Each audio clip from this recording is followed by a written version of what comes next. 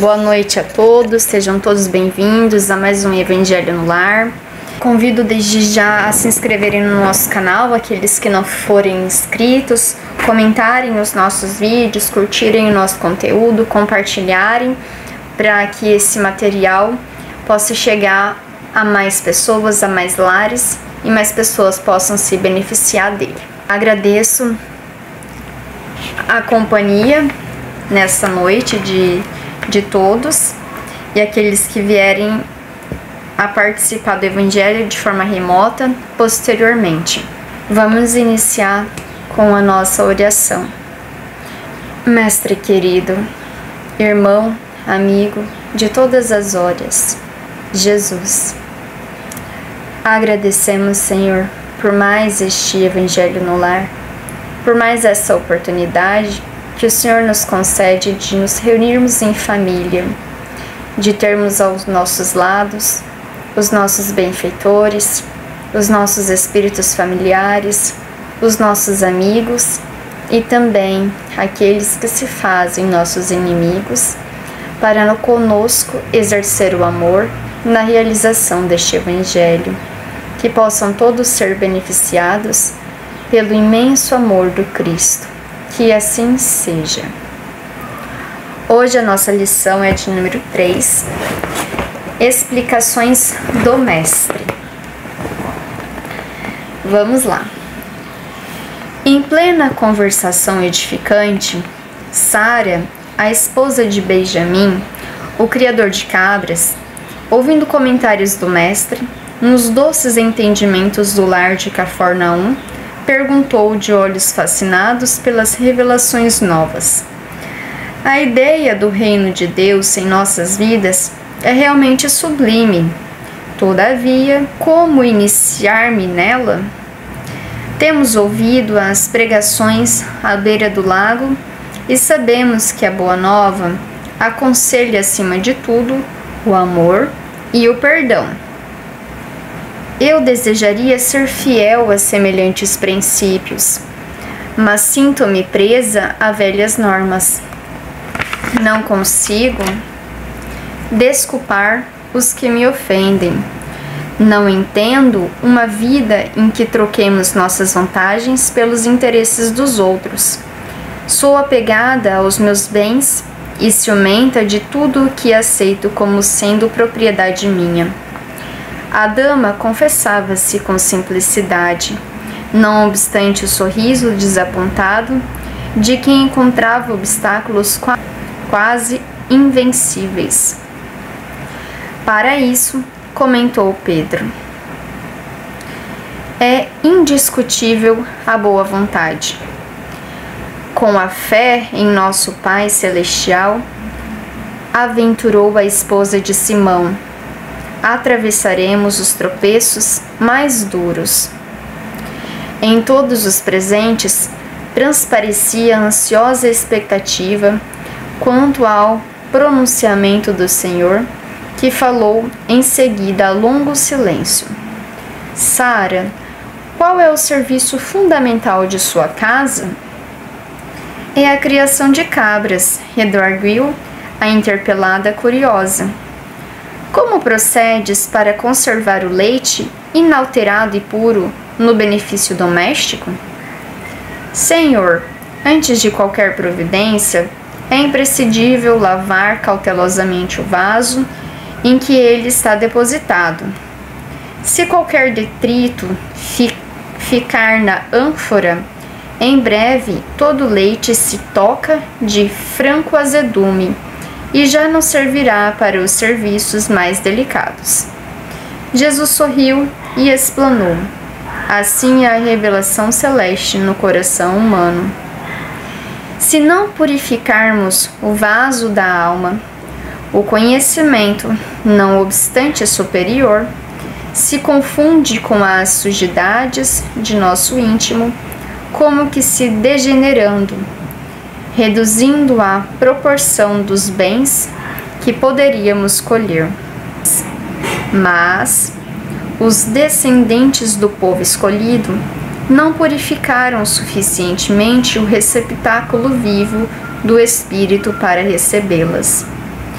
É por isso que os nossos contemporâneos são justos e injustos, crentes e descrentes e incrédulos, bons e maus ao mesmo tempo. O leite puro dos esclarecimentos elevados penetra o coração como alimento novo, mas aí se mistura com a fervura do egoísmo velho. Do serviço renovador da alma restará então o vinagre da incompreensão, adiando o trabalho efetivo do reino de Deus. A pequena assembleia, na sala de Pedro, recebia a lição sublime e singela comovidamente, sem qualquer interferência verbal.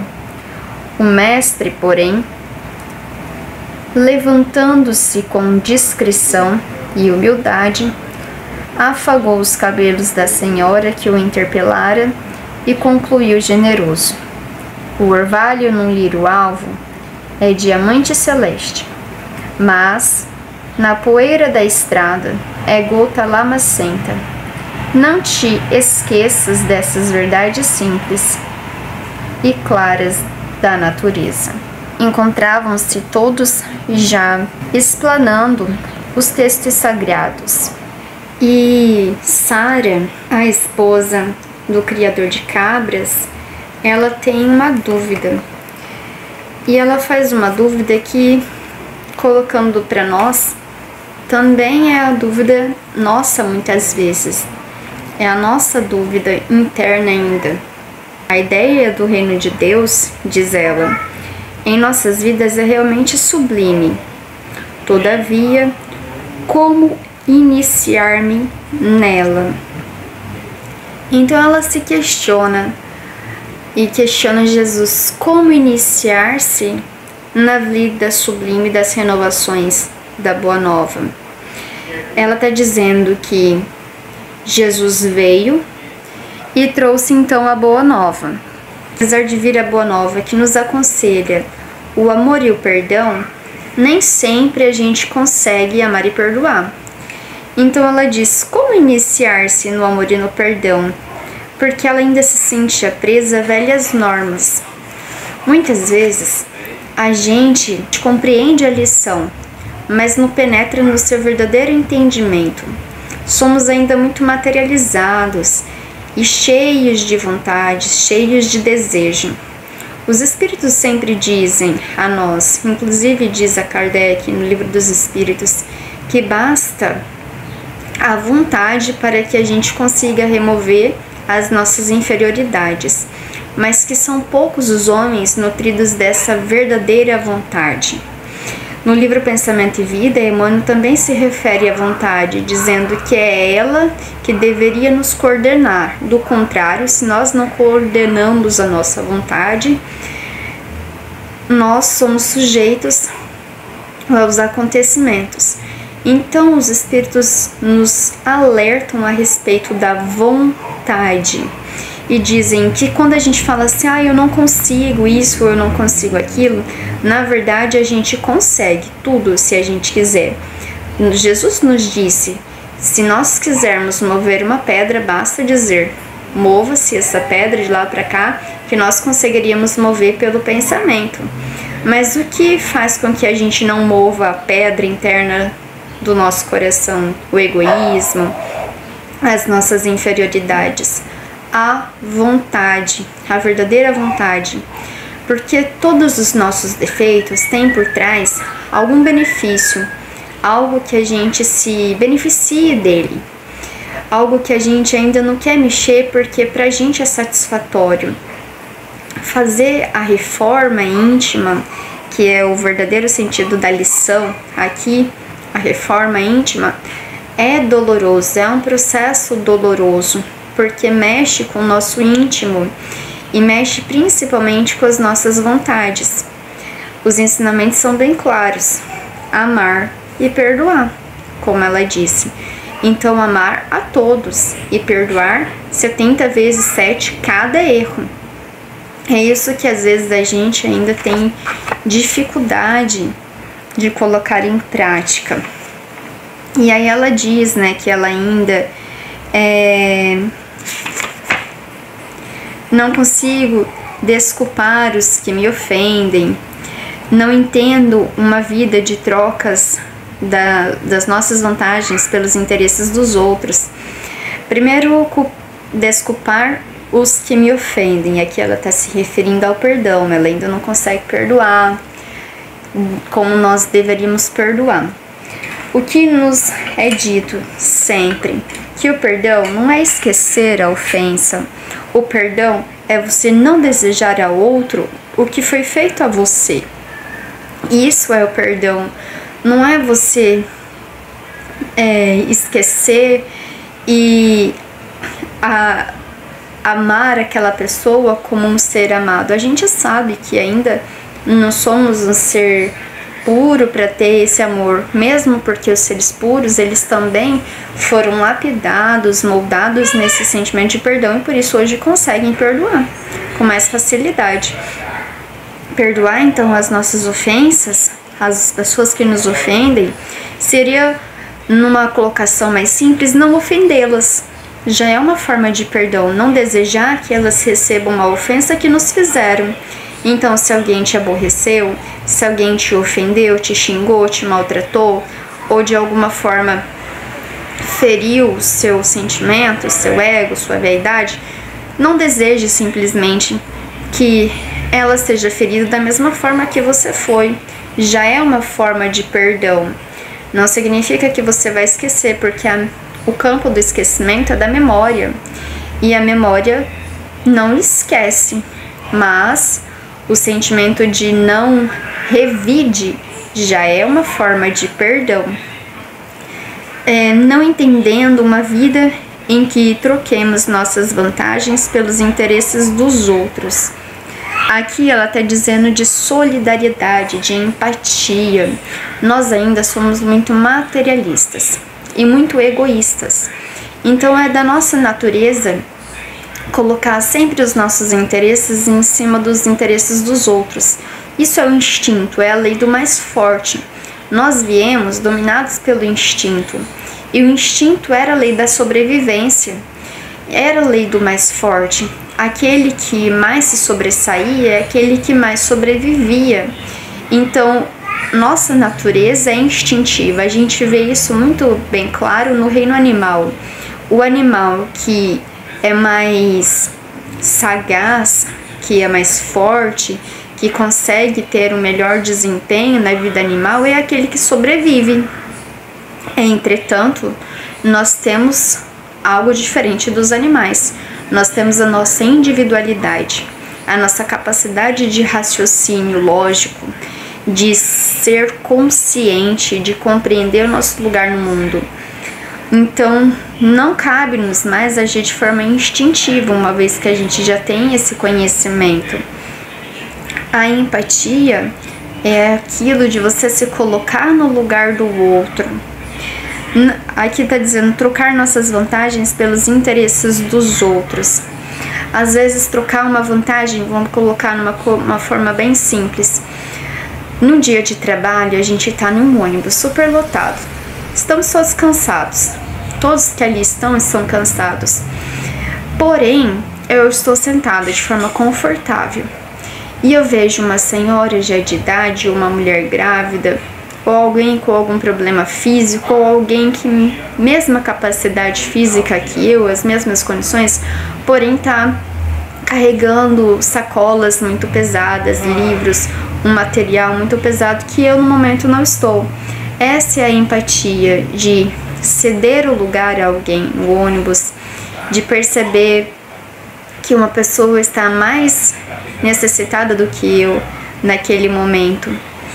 É lógico que a gente não vai dar aqui saltos quânticos de ser uma pessoa empática em todos os momentos, ser uma pessoa solidária, caridosa da noite para o dia. É um processo gradativo, mas ele se inicia nas pequenas ações. Por exemplo, dentro da nossa casa, às vezes pegar um talher, pegar uma xícara, colocar à mesa, para uma pessoa que vai tomar o café da manhã junto com a gente, retirar os pratos, lavar a louça, os filhos, auxiliar a mãe em casa, o marido, auxiliar a esposa nesse processo também familiar. A gente pode ser solidário nas pequenas coisas e, se somadas essas coisas, se tornando um hábito natural, elas vão ser modificadas. Aqui ela diz que se sente presa a velhas normas. Essas velhas normas podem ser crenças, costumes e até hábitos. Às vezes a gente tem um costume machista de que mesmo sendo mulher, eu ainda tenho um pensamento machista de que o meu filho tem que ter determinadas funções dentro de casa, que minha filha tem que ter outras funções. Por exemplo, não cabe ao meu filho limpar a casa, isso cabe à minha filha.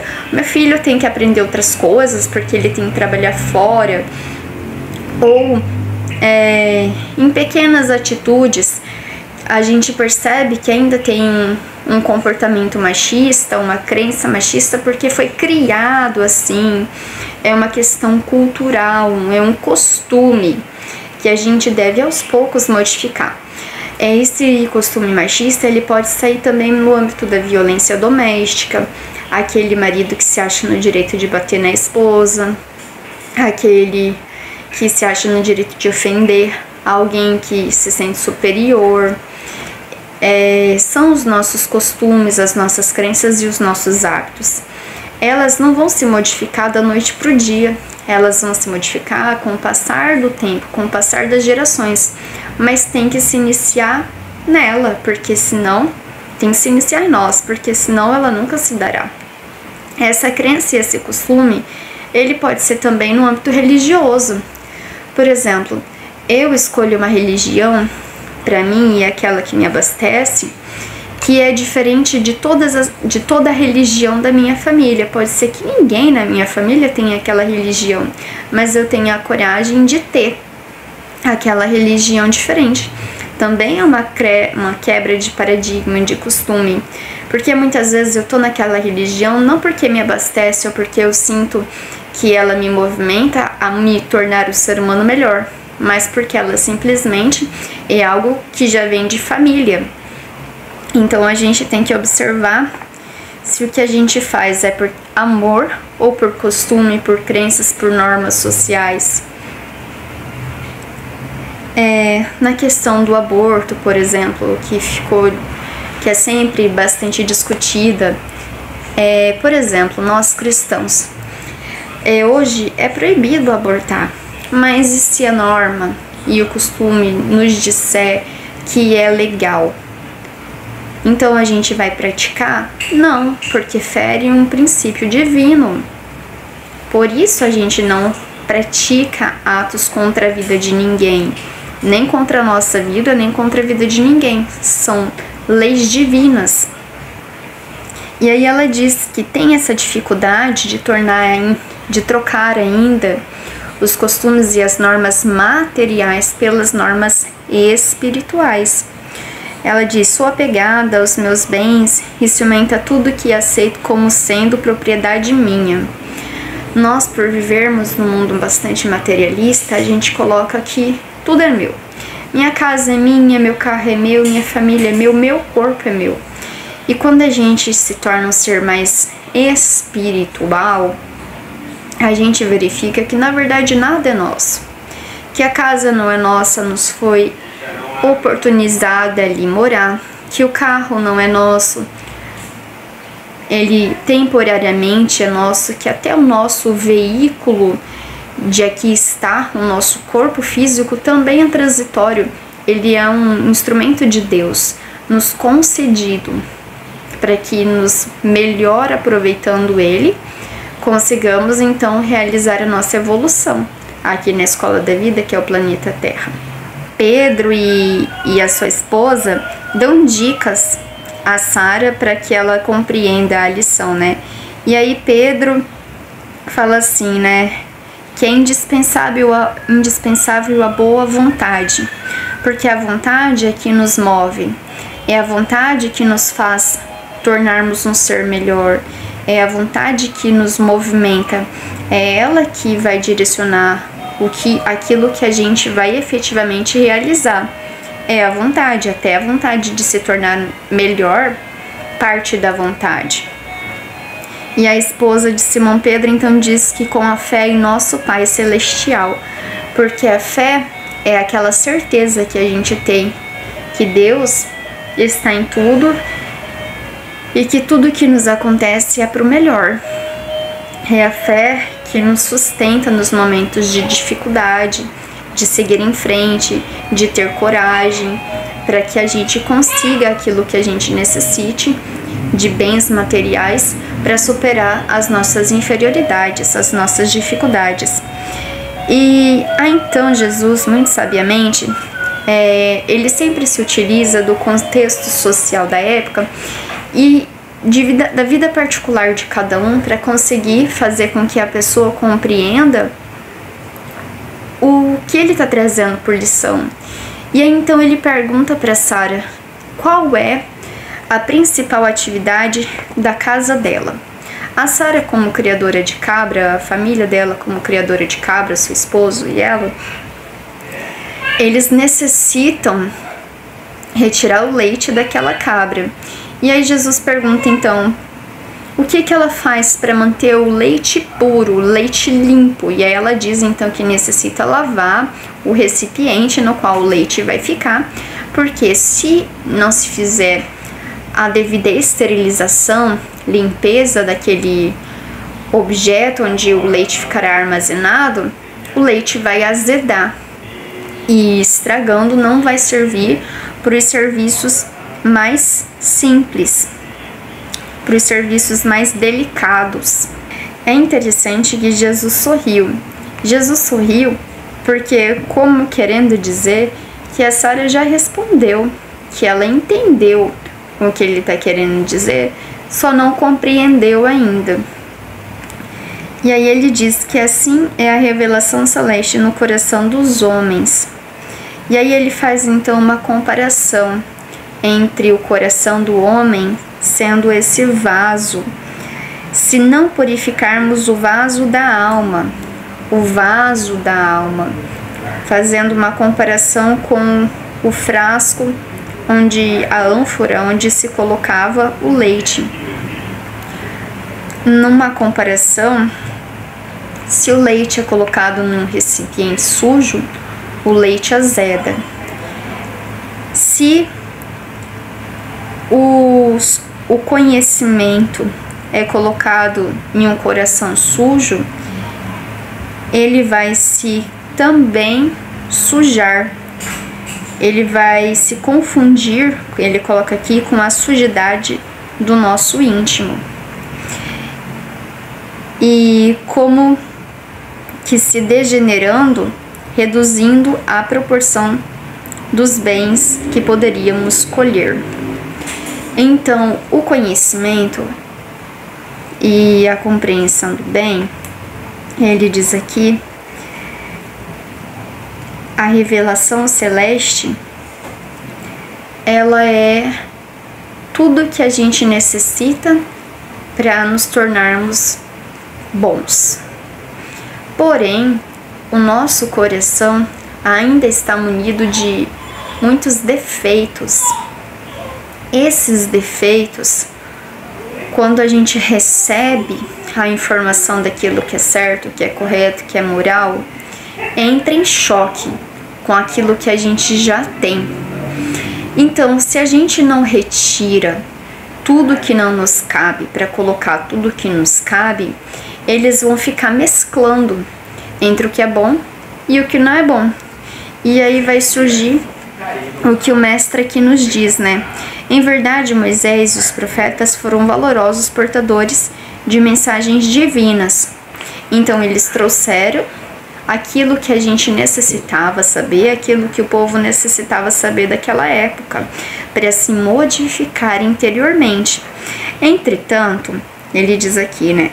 Mas os descendentes do povo escolhido não purificaram suficientemente o receptáculo vivo do Espírito para recebê-las. Ou seja, ouviram a palavra, mas não se transformaram com ela, não se modificaram por ela. Não se modificando e interpretando-a conforme os seus desejos e as suas vontades, não conforme ela deveria ser, eles não se transformaram. Não se transformando, não souberam compreender quando veio Jesus.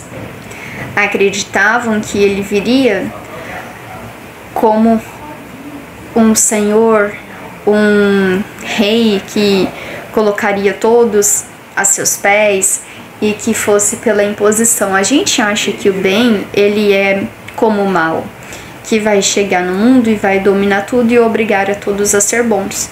E na verdade a gente sabe que não é assim, porque não seria justo com o mal. Não seria justo eu chegar e obrigar a todos a serem bons. O bem, ele não é imposto. O bem, ele é uma escolha. Eu não posso impor nem mesmo a vontade de Deus. Deus nos deu livre-arbítrio para que a gente pudesse escolher. Porque se ele quisesse que nós fôssemos bons por imposição, ele simplesmente não teria nos dado o livre-arbítrio. E teria nos colocado como seres bons. Como se a gente já fosse bons. Teria criado seres perfeitos. No entanto, não foi assim. O povo escolhido, não se modificando, ele fala assim: por isso que hoje a gente se vê os contemporâneos sendo justos e injustos, crentes e incrédulos, bons e maus ao mesmo tempo. É interessante que Jesus fala naquela época, mas cabe-nos para hoje, né? Quantos momentos nós somos justos e injustos, crentes e descrentes, bons e maus ao mesmo tempo? É o que acontece quando a gente recebe o ensinamento, mas ainda não escolhe. Então a gente oscila entre o que é bom e aquilo que eu quero, entre o que eu devo e aquilo que mais me agrada. E nessa escolha, nessa dualidade, nesse egoísmo, a gente ainda acaba não sendo justo, acaba ainda não sendo bons. E aí Jesus nos diz assim: é por isso que os nossos contemporâneos são justos e injustos, crentes e incrédulos, bons e maus ao mesmo tempo. O leite puro dos esclarecimentos penetra o coração como alimento novo, mas aí se mistura com a ferrugem do egoísmo velho. Ou seja, nós ainda trazemos muito egoísmo. Os espíritos nos falam que o egoísmo é a base de todas as desvirtudes, de todos os defeitos. Atrás de todos os nossos defeitos, ali está o radical egoísmo, que está presente em tudo. O egoísmo está presente na nossa vaidade, o egoísmo está presente no orgulho, o egoísmo está presente em todos os sentimentos ainda de inferioridade, porque ele é a matriz de todas as inferioridades. E a partir do momento em que nós formos nos tornando seres mais espirituais e termos mais compreensão sobre o verdadeiro entendimento de sermos seres espirituais, o egoísmo vai se esvair de nós pouco a pouco. O egoísmo vai se esvair da gente quando a gente compreender que tudo é passageiro, que tudo é temporário. Então, por que eu vou disputar um cargo, por exemplo, com um colega de trabalho, se eu sei que aquele cargo, aquele emprego não vai me tornar um ser humano melhor? E qual é o verdadeiro sentido da gente aqui estar? É ter os melhores postos materiais ou se tornar um ser melhor? Aquela vantagem, aquela disputa que eu tenho com o meu irmão, aquilo vai me modificar em quê? Quando a gente compreender o ser espiritual que a gente é, pouco a pouco nós vamos nos tornar menos egoístas. Quando nós nos tornarmos mais caridosos, a verdadeira caridade de doar-se, de ser, Aí nos transformaremos. E aí Jesus nos coloca que do serviço renovador da alma restará então o vinagre da incompreensão. Por que o vinagre da incompreensão? Porque eu recebo o conhecimento, não coloco em prática, não compreendo. Então, o vinagre da incompreensão.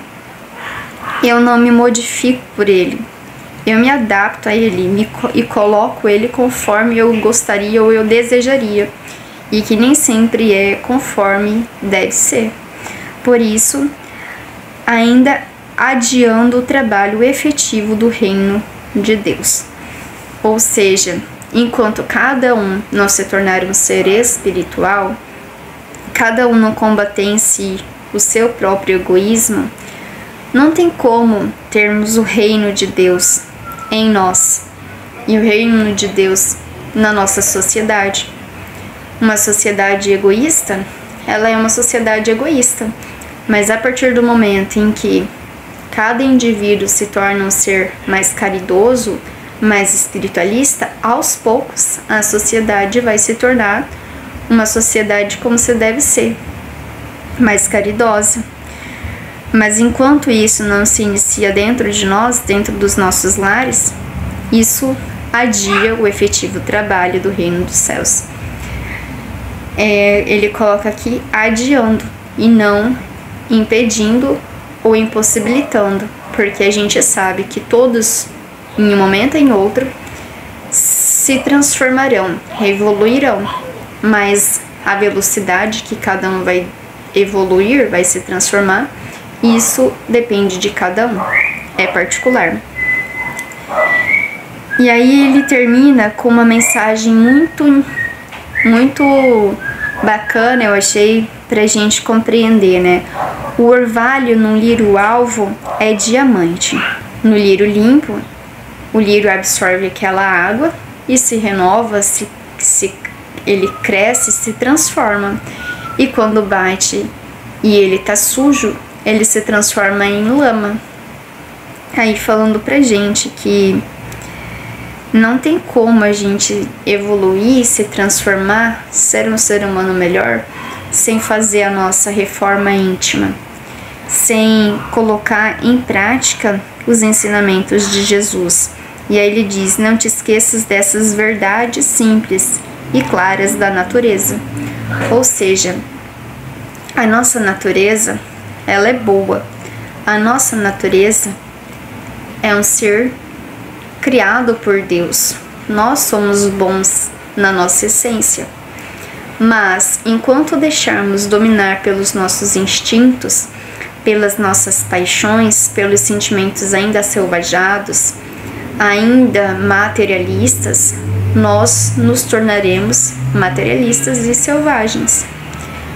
Não tem como eu ser um ser transformado se ainda mantenho em mim inferioridades. É o que me faz bom e mal. O bom não é aquele que só não faz o mal. O bom é aquele que faz o bem. Então, eu só vou me transformar quando não apenas não praticar o mal que existe em mim, mas quando eu começar a praticar o bem que existe em mim. Então, vamos ficar com essa lição e com essa missão, né? De não apenas ouvir a palavra do Cristo e achar ela bela, mas ouvir a palavra do Cristo e verificar o que de sujidade ainda existe em nós para ser limpa e renovada pelos ensinamentos do Cristo, para nos tornarmos verdadeiramente vasos novos, limpos e capazes de transmitir a todos a verdadeira palavra e os ensinamentos de Jesus, pois está limpa em nós. Então vamos finalizar com a nossa oração. Aqueles que ainda não pegaram as suas águas, que possam pegá-las para serem fluidificadas. Mestre querido, agradecemos, Senhor, a oportunidade de mais um Evangelho no Lar em Família. Agradecemos, Senhor, pela oportunidade da lição que possamos compreendê-la e, compreendendo-a melhor, colocá-la em prática em nossas vidas, para que consigamos identificar em nós ainda as nossas inferioridades, as nossas más tendências, para opor-se a ela, colocando-nos a nossa virtude em ação, sendo mais caridosos, mais amorosos, perdoando aqueles que necessitam de perdão como a nós mesmos. Ajude-nos, Senhor, a nos renovar através dos nossos irmãos, observando aquilo que há em nós e nos transformando. Agradecemos a oportunidade do Evangelho em Família e que nesse momento possa fazer a limpeza psíquica dos lares que realizam conosco nesse momento o Evangelho e posteriormente, e que possam também fluidificar as suas águas, colocando nelas os elementos necessários para a sua restauração física, psíquica, mental e espiritual. Agradecemos, Senhor, pelo auxílio, pelo amparo que sempre nos é dado, nunca nos é negado. Gratidão, irmãos, pela oportunidade do Evangelho, e que a nossa vontade seja para nós um movimento, um dínamo de força, e que ela seja o verdadeiro propósito para que a gente se transforme, que ela seja superior a qualquer empecilho.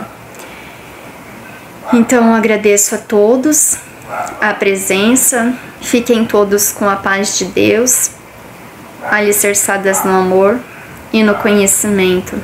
Gratidão, fiquem com Deus.